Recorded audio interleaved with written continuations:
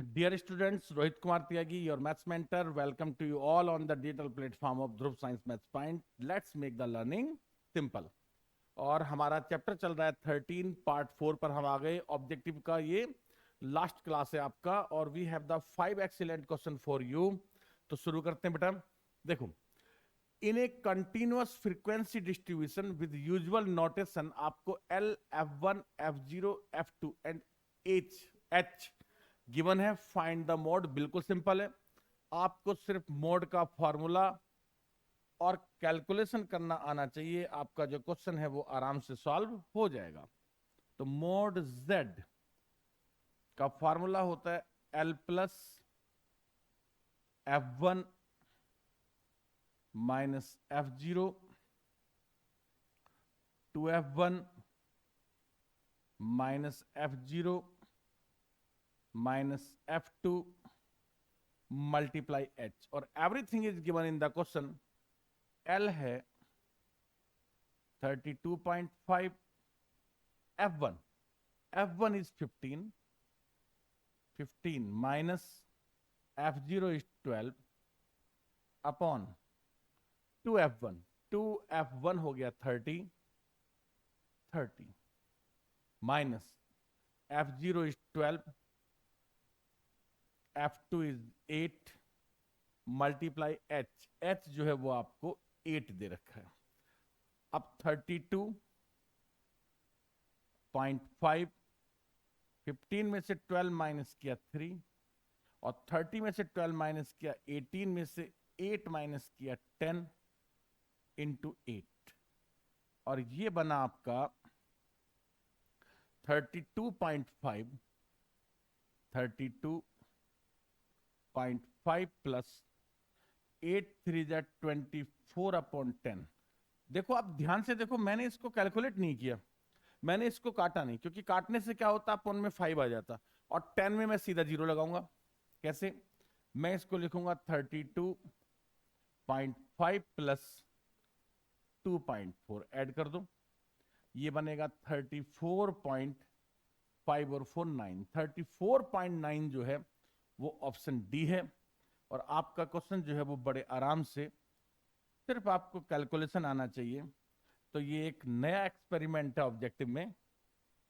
Next, mean and median value of mode empirical formula याद होना चाहिए। क्या होता है? Z equal to 3m minus 2x bar. Perfectly learn कर लेना। 2m माइनस 3x बार मत कर देना। 3 इंटू m फॉर मीडियन 15 है। 2 इंटू मीन 14 है। सॉल्व हो गया, कितना बना? 45 माइनस 28। बेसिक में आने का 100% चांस है। 15 में से 8 माइनस करो 7, 3 से 2 माइनस करो 1, 17 is the answer. Option check करो बी।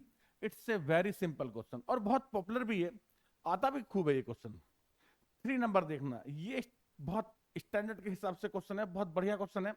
वैसे तो स्टैंडर्ड बेसिक ऐसा कुछ नहीं है, दोनों में आ सकता है, बट आप समझो। कंसीडर द फॉलोइंग डिस्ट्रीब्यूशन, ये है the frequency of the class 30-40। कहता 30-40 का आपको सिर्फ फ्रीक्वेंसी बताना है। तो मैं क्या करूं, देखो समझो। पहले मैं इसके इंटरवल बनाता हूं। क्या कहता है? मोर देन और इक्वल टू 0। तो क्लास इंटरवल डिजाइन करता हूं 0 10 20 30 40 50। मोर देन 0 मोर देन 10 तो गैप तो समझ में आता है 10-10 का। तो ये बना 0-10 10-20 20-30 30-40 40-50 और 50-60। क्लास इंटरवल्स आपकी रेडी हैं।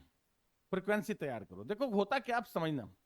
जैसे एक क्लास है और उसमें 63 स्टूडेंट हैं। मैंने पूछा हाँ भाई सारे बच्चे पास हैं क्या? तो इसका क्या मतलब हुआ? इसका मतलब हुआ कि सबके, जैसे इसमें क्या कहता है, सॉरी पास तो 17 के बाद ही ऐसे कुछ होता है। मोर देन 0, बोले यार ऐसे कितने बच्चे जिनके मार्क्स 0 से ज्यादा, और सपोज किसी का भी अगर 0 नहीं आया तो सबने हाथ ऊपर कर दिया। फिर मैंने बोला 10 से ज्यादा कितने हैं? तो जिनके मार्क्स 0 से 10 के बीच में थे वो अब हाथ ऊपर नहीं करेंगे। इसका मतलब समझो कि एक क्लास है जिसमें टोटल 63 स्टूडेंट है, यानी सारी फ्रीक्वेंसीज का सम तो 63 आना चाहिए, लेकिन मोर देन 0, 0 से 10 के लिए आप क्या करेंगे, 63 से आप 58 को माइनस करेंगे, 5 आएगा। 58 से आप 55 को माइनस करेंगे, 3 आएगा। 55 से आप 51 को माइनस करेंगे, 4 आएगा। 51 से आप 48 को माइनस करेंगे, 3 आएगा। 48 से आप 42 को माइनस करेंगे, 6 आएगा। और लास्ट में आपका 42 आएगा। मोर देन वाला क्वेश्चन है, आप जिगजैग पैटर्न से चेक कर लो उल्टा। कैसे? देखो ध्यान से, ये 42 है, 42 प्लस 6 48 है, 48 प्लस 3 51 है, 51 प्लस 4 55 है, 55 प्लस 3 58 है, 58 प्लस 5 63 है। फ्रीक्वेंसी ऑफ द क्लास 30-40, ये 30-40 वाला क्लास है, और 30-40 वाले क्लास की जो फ्रीक्वेंसी है वो कितनी है, 3 है। तो इसमें जो 3 होगा वो होगा ऑप्शन ए, और ऑप्शन ए जो है that is the correct answer. Option A इसका करेक्ट आंसर है। तो आपने, आई होप मेरी बात को। Next question is, consider the following frequency distribution. Okay, the class having maximum frequency is called the model class. सही बात है कि जो रीजन है ना इसका, जिसकी फ्रीक्वेंसी मैक्सिमम होती है वो मोड होता है, रीजन करेक्ट है।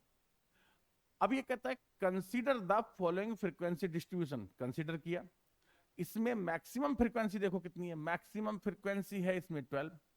अगर 12 मैक्सिमम फ्रीक्वेंसी है तो इसमें जो मॉडल क्लास है वो है 20 to 25, और ये कहता है model class is 10 to 15। 10 to 15 तो पॉसिबल ही नहीं है, तो बेटे इसका जो असर्शन है वो फॉल्स है, और जो रीजन है वो करेक्ट है। और जब असर्शन फॉल्स होता है तो ऑप्शन डी जो होगा ना इसका, वो करेक्ट आंसर होगा। क्या आपको मेरी बात समझ में आई?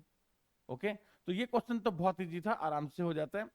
तो अभी इसके बाद मिलते हैं नेक्स्ट क्लास में। Thank you, thanks to all of you.